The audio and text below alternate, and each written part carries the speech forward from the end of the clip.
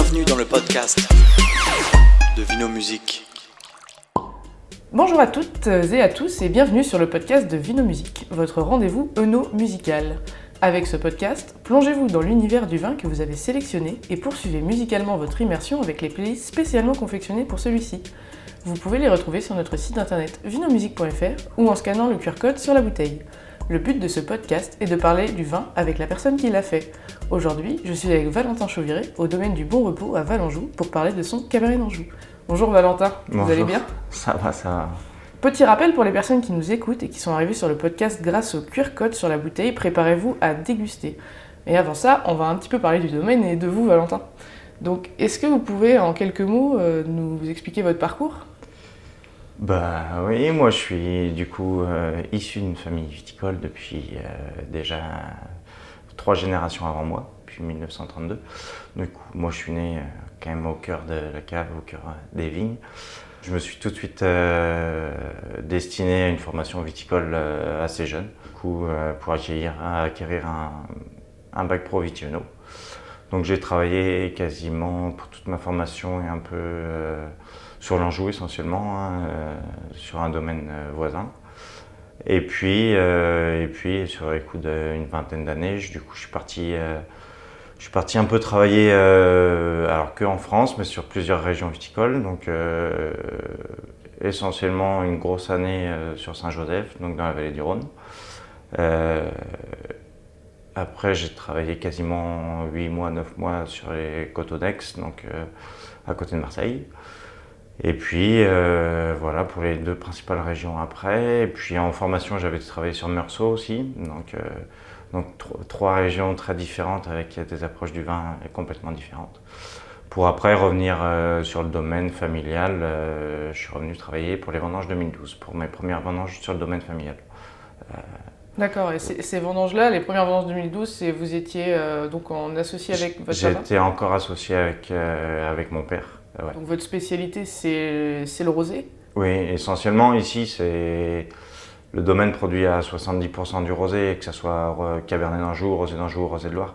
On reste un vignoble essentiellement rosé. Pour vous, c'est parce que c'est un vin que vous appréciez faire que vous trouvez plus intéressant que les autres ou Moi, j'ai toujours aimé faire du rosé, même si j'aime vinifier dans sa globalité. Et on a la chance en Anjou de pouvoir vinifier un peu toutes les couleurs et des vins tranquilles, des vins bulles. Enfin voilà, ça c'est une chance qu'on a en Anjou. Par le biais de l'encépagement et par le biais aussi de la région, qui veut qu'on ait une région essentiellement de rosé quand même.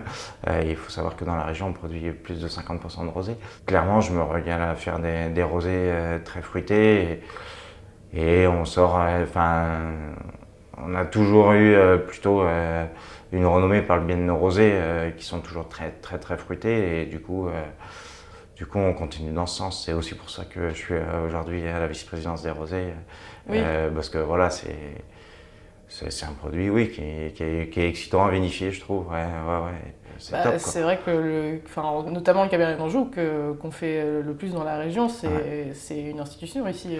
Ah oui, c'est quand même un tiers de la production Anjou, c'est mieux. Voilà. Et puis c'est le cheval de bataille. Et puis on est connu dans toute la France pour notre Cabernet d'Anjou. Enfin, voilà, on va partout en France, tout le monde connaît Cabernet d'Anjou, quoi. On a la chance d'avoir une appellation qui est très connue en France, quoi. Et du coup, vous disiez, vous êtes dans la présidence du coup donc des rosés tendres, c'est ça ? Ouais, Cabernet Rosé d'Anjou, quoi. Ouais. D'accord. Et en quoi ça consiste ? Toujours réviser le cahier des charges. Ça consiste à gérer les marchés, donc gérer l'approvisionnement en fonction des stocks, en fonction de nos volumes de sortie. Ça consiste à faire des ateliers techniques aussi pour faire évoluer tout le monde viticole sur nos 2 appellations dans toujours plus de qualité et sur la partie commerce essayer de toujours développer la partie communication et pour pouvoir toujours essayer d'évoluer sur nos ventes, quoi. D'accord. Mais avant de le déguster, parce qu'on va pas tarder à le déguster, est-ce que vous aviez commencé un peu à nous expliquer comment vous faites du Cabernet d'Anjou, comment on fait, à la base quel cépage on a le droit d'utiliser, est-ce que vous utilisez comme cépage ? voilà, tout le processus pour arriver à ce qu'on a aujourd'hui dans la bouteille. Ouais, alors les cépages autorisés, c'est simple, il n'y a que les deux cabernets, donc Cabernet Franc et Cabernet Sauvignon, ça c'est la règle. Il n'y a pas de règle d'assemblage, donc on peut faire 100%, on peut faire ce qu'on veut. Moi, chez moi, on a des sols qui préfèrent clairement le Cabernet Sauvignon, enfin il est plus adapté, en tout cas pour les rosés, il est plus adapté parce qu'on garde plus facilement une fraîcheur. Moi j'ai toujours une base d'au moins 50% de Cabernet Sauvignon. Et depuis que je suis sur le domaine, c'est comme ça et mon père faisait déjà comme ça avant. Et toutes mes cuves de Cabernet sont faites pareil. Du coup, la première chose c'est d'avoir un raisin sain, ça c'est clair. Donc tout un travail quand même qu'il ne faut pas oublier sur la vigne de toute l'année.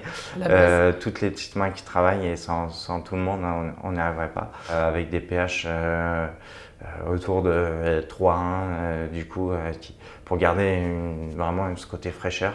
Souvent les cabernets c'est quand même ramassé à la machine chez nous. Et après en vinif c'est toujours quand même des vinifs plutôt froides. Voilà, ça permet de garder cette fraîcheur, garder ce côté très aromatique.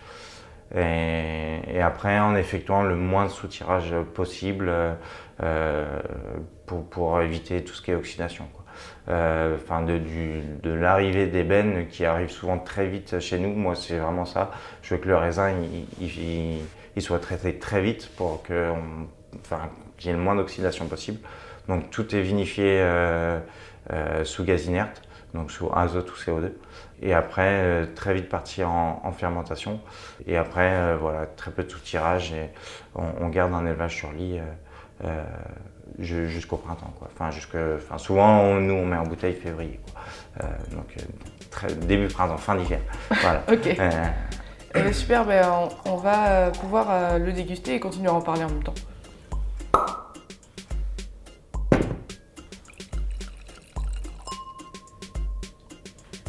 Très bien, donc on va passer à la dégustation du Cabernet d'Anjou. Donc pour ceux qui sont chez eux et qui ont la bouteille dans les mains, c'est le moment de l'ouvrir. Bon, encore une fois, je pense que vous avez pas attendu pour ça. Donc bien entendu, pour ceux qui vont déguster avec nous, si vous sentez pas la même chose que nous exactement ou vous sentez autre chose, c'est normal. La dégustation, ça reste très subjectif. Et chacun a un avis propre et a des papilles différentes. Donc c'est parti. Alors on va commencer à nous sentir et déjà peut-être observer ce vin qui du coup, comme on l'a dit tout à l'heure, a une couleur bien rose. Oui, c'est plutôt un rose assez soutenu, hein, un rose assez vif. Alors c'est pas un rose foncé parce que voilà, c'est pas ce qu'on cherche, mais c'est quand même un rose assez soutenu. Comme un peu la nature du vin, assez pétant, c'est ce qu'on cherche. Donc ouais, on va le sentir déjà. Donc oui, comme d'habitude, n'hésitez pas à faire bouger le vin dans le verre en faisant tourner le verre pour... Oui, plus on le tourne, plus on a les arômes qui vont monter au nez. Donc là, on sent bien le côté friand. Là. En plus, on a la chance de goûter en avant-première le nouveau millésime un peu tôt, mais du coup, on sent bien le côté très friand, très aromatique qui est très pétant tout de suite, quoi. C'est vrai que tout de suite, on sent ça explose d'arômes, en tout cas au nez. On a tout de suite ce côté un peu, je dirais... je sais pas comment traduire ça, le côté friand, c'était bien ce mot-là. Oui, c'est un vin jeune, hein, donc tout de suite il est très expressif. On sent tout de suite que les arômes sont très très présentes. Voilà, et en plus là, il sort tout frais des bouchées, donc voilà, ça pétonnait. Donc là, on sent bien le côté Cabernet. Donc comme je disais tout à l'heure, il y a essentiellement du Cabernet Sauvignon. On le sent, avec l'expérience, on sent souvent les différences au nez entre le Cabernet Franc et le Cabernet Sauvignon. On sent bien la vivacité du Cabernet Sauvignon. Voilà, le côté même au nez, je trouve parfois, ça dépend des années, mais le côté un peu réglisse, là, on le sent, et ça, c'est le Sauvignon qui fait souvent ça. D'accord. C'est voilà. vrai que ça sent que ça va être gourmand. Ouais, c'est très gourmand. On va voir si en bouche, il n'y a plus qu'à y goûter. Tout se retrouve. Donc voilà, on sent tout de suite la petite pointe de vivacité là, qui est bien présente là, sur les papilles. Ouais, puis, Donc ça, c'est agréable. En plus, vu l'année, qui était quand même une année à faible acidité, du coup, c'est bien d'avoir une petite fraîcheur présente. Mais fraîcheur Après, couplée avec voilà, cette amplitude. il y a cette rondeur qui vient. Bon, c'est l'année chaude qui fait ça. Du coup, la sucrosité qui vient, mais qui est bien soutenue par le côté vif. Et là, on le sent bien, le côté amélique, comme je parlais tout à l'heure, là, ce côté un peu acidulé là, qui vient faire exploser tous les arômes un peu d'agrumes là. Et ça, c'est vraiment ce que je recherche tout le temps, quoi. Ce que vous recherchez, et du coup, cet arôme-là, on le retrouve principalement, il vient du Cabernet Sauvignon, il vient de la Oui. vinif. Oui, il vient, j'ai presque envie de dire principalement de la vinif, hein, ce côté amélique, on le cherche par une fermentation déjà à basse température, et là on va chercher ces arômes de ce côté-là, quoi. Une fermentation froide, fraîche, ça apporte toujours ce côté-là. Après, si on fermente plus chaud, on va perdre aromatiquement, quoi. On perd ce côté friand, quoi, ce côté pétant, quoi. On va passer sur des arômes un peu plus mûrs, quoi. Moi, je cherche plutôt des arômes un peu plus vifs, quoi. Oui, Voilà. oui. Ce qui est appréciable, c'est qu'on a vraiment ce côté, effectivement rond toujours, et pourtant c'est un vin tendre. Le rosé, c'est un vin sucré là qu'on a ici à Cabernet d'Anjou.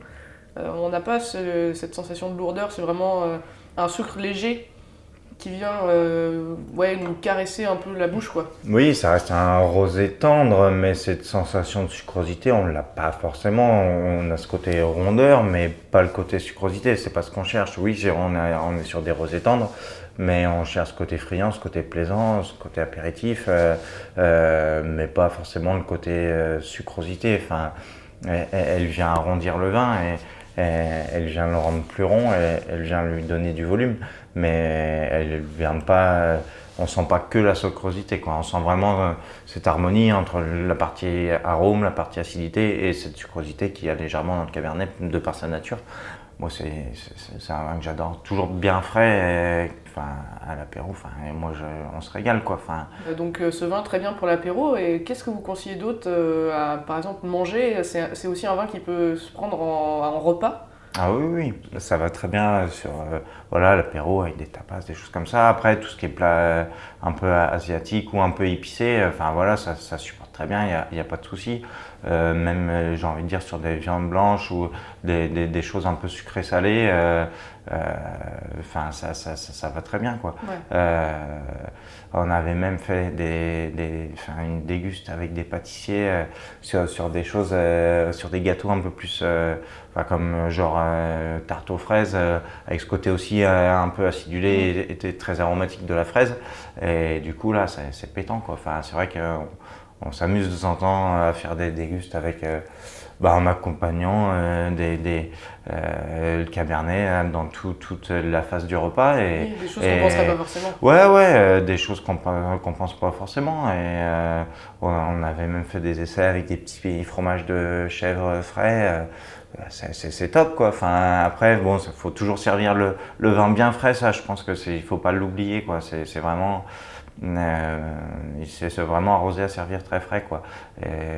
Mais oui, même en dessert, sur tout ce qui est ou tarte aux framboises ou des choses un peu, je suis pas un grand connaisseur de la pâtisserie, mais des choses de genre là, le côté sucre racine là, qui se marie très bien avec le cabernet, quoi. Je disais même sur une viande blanche, sur des choses où on accompagne avec des raisins secs ou avec des abricots dans le sucre et salé, là, ça va très bien, quoi.